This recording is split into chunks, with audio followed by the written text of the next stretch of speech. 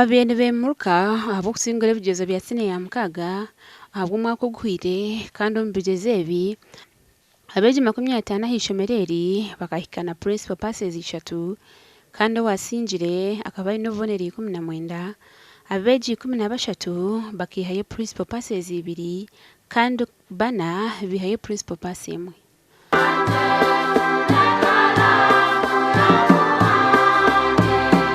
My general message to students, number 1 is discipline. They must make sure that they keep discipline, they listen to their teachers, and of course in every school we have school rules and regulations, so they must adhere to that.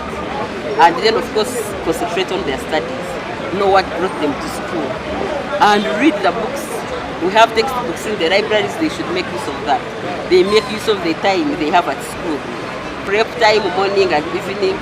So when all that is done, I think they will perform very well. So that is my message to the students. John Bosco Ruhanga simwe orukwebemberisha mereri nagira ngo imico mirungi n'enkwatanisa nibyo bitumira bagumana bakora kurungi.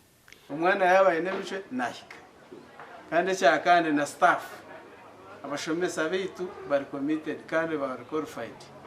Government ne bashashuraje nitwingisha mu bashashuraje abantu batunga umuzigo go gukora. Brenda ahumuza wakoze oboneri 19 ashabira byo kwekerezamo kandi bashome namani baba bari abakuhika. Marhanga bakubane we yambaze sibyo nyongera kusimana ba teachers banje teacher wanje aba good administration n'abandi bana ba discuss.